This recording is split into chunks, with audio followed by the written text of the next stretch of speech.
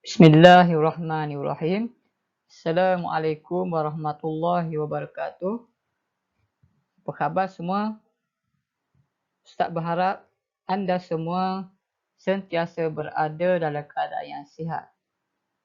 Baiklah murid-murid, sebelum Ustaz menceritakan berkaitan dengan apa yang kita akan pelajari pada hari ini, Ustaz ada beberapa persoalan.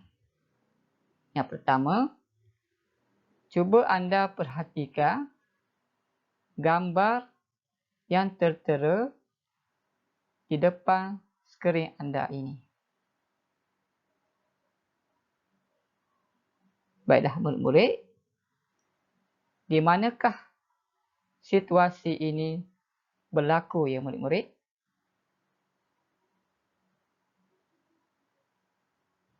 Ustaz percaya ada dalam kalangan anda pernah melihat situasi ini. Jawapannya murid-murid, situasi ini berlaku di Mekah, iaitu di dalam kawasan Masjidil Haram. Apakah yang mereka lakukan murid-murid?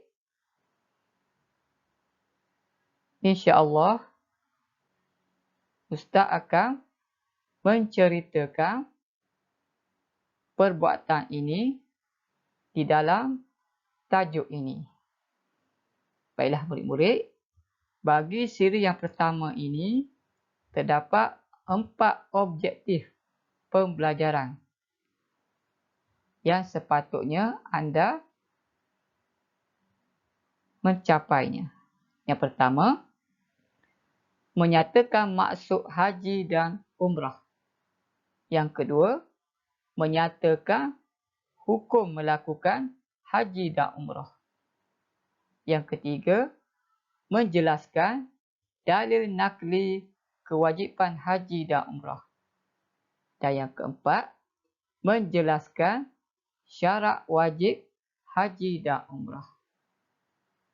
Jom murid-murid, kita teruskan dengan pembelajaran kita pada hari ini. Baiklah murid-murid, apakah perbezaan di antara haji dan umrah?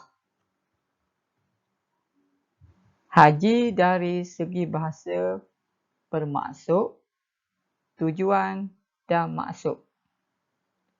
Manakala umrah pula dari segi bahasa ialah ziarah. Dari segi istilah, haji bermaksud mengunjungi Baitullah Haram pada bulan-bulan haji untuk mengerjakan ibadat tertentu menurut syarat-syaratnya. Manakala umrah pula dari segi istilah ialah mengunjungi Baitullah Haram pada bila-bila masa untuk mengerjakan ibadat tertentu menurut syarat-syaratnya. Jadinya murid-murid, perbezaan di sini ialah haji dilakukan pada bulan-bulan haji sahaja. Manakala umrah dilakukan bila-bila masa. Baik, yang kedua, apakah hukum haji dan umrah?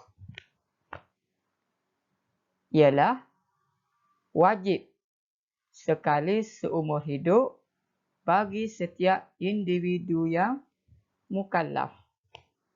Apa yang dimaksudkan dengan mukallaf? Mukallaf ialah mereka yang sudah akil baligh. Yang ketiga ialah dalil nakli haji dan umrah. Di dalam Al-Quran, Allah SWT telah menyatakan berkaitan dengan perintah menunaikan haji dan umrah ini. Sebagaimana firman Allah Subhanahu wa taala dalam surah Al-Baqarah ayat 196 yang berbunyi, A'udzu billahi minasyaitonir rajim. Wa atimmul hajja wal umrata lillah. Maksudnya, dan sempurnakanlah ibadat haji dan umrah kerana Allah. Baiklah murid-murid, sesungguhnya ibadat haji ini telah disyariatkan oleh Allah Subhanahu Wa Taala pada tahun kelima Hijrah lagi. Berikut adalah merupakan bulan-bulan haji. Iaitu yang pertama ialah bulan Syawal. Yang kedua, bulan Zulkaidah. Dan yang ketiga, 1 hingga 13 Zulhijjah. Selain itu, Allah Subhanahu Wa Taala juga telah berfirman dalam surah Ali Imran ayat 97 yang berbunyi, A'udzu billahi minasyaitonir rajim. Walillahi 'alan nasi hajjul baiti man istata'a ilaihi sabila. Wa man kafara fa innallaha ghaniyyun 'anil 'alamin. Maksudnya, dan Allah Subhanahu Wa Taala mewajibkan manusia mengerjakan ibadat haji dengan mengunjungi Baitullah bagi sesiapa yang mampu sampai kepadanya. Dan sesiapa yang kufur, yakni ingkarkan kewajipan ibadat haji itu, maka sesungguhnya Allah Subhanahu Wa Taala Maha Kaya, iaitu tidak berhajatkan sesuatu pun daripada sekalian makhluk. Ini adalah merupakan dalil kewajipan menunaikan haji bagi mereka yang berkemampuan.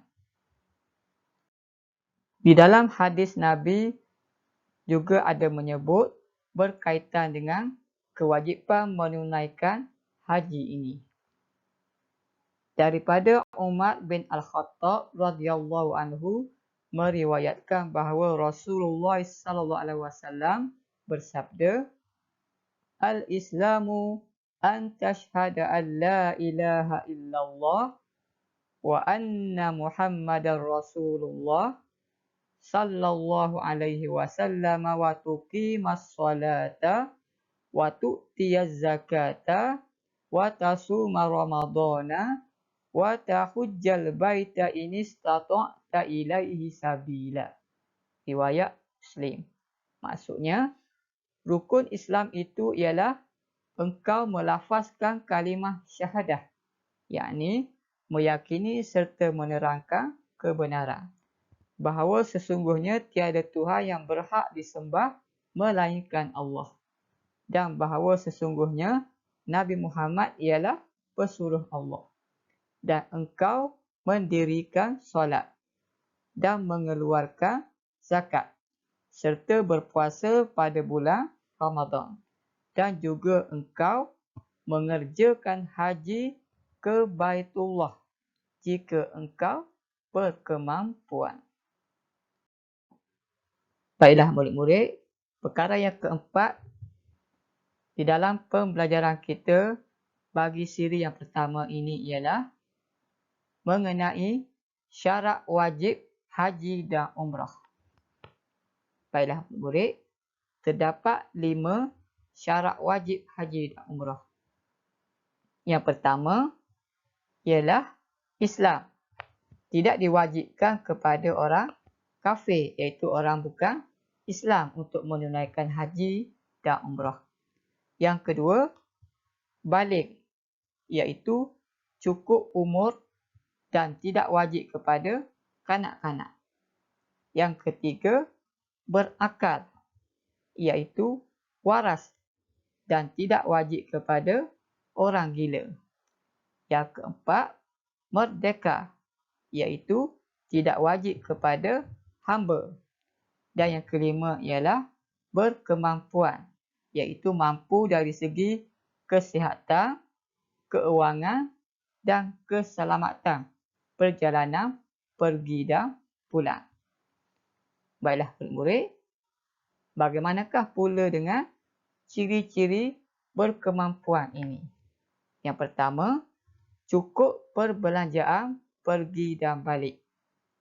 Yang kedua, cukup keperluan nafkah asas orang di bawah tanggungannya, iaitu mereka yang ditinggalkan oleh mereka yang hendak pergi menunaikan haji dan umrah ini.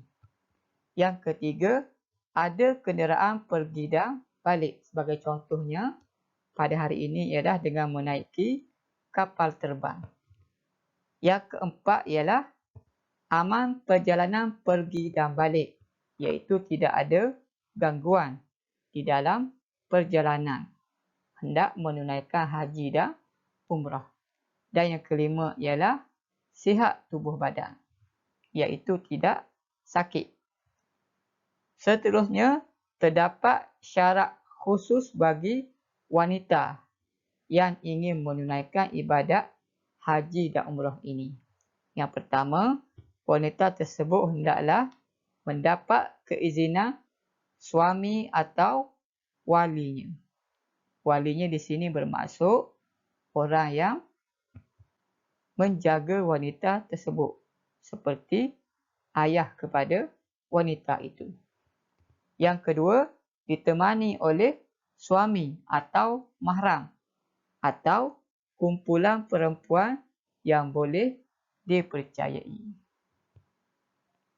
Jadi begitulah murid-murid perkara-perkara yang berkaitan dengan ibadat haji dan umrah ini bagi siri yang pertama ini. InsyaAllah pada masa akan datang kita akan sambung pembelajaran kita bagi siri yang seterusnya. Sekian. Assalamualaikum warahmatullahi wabarakatuh.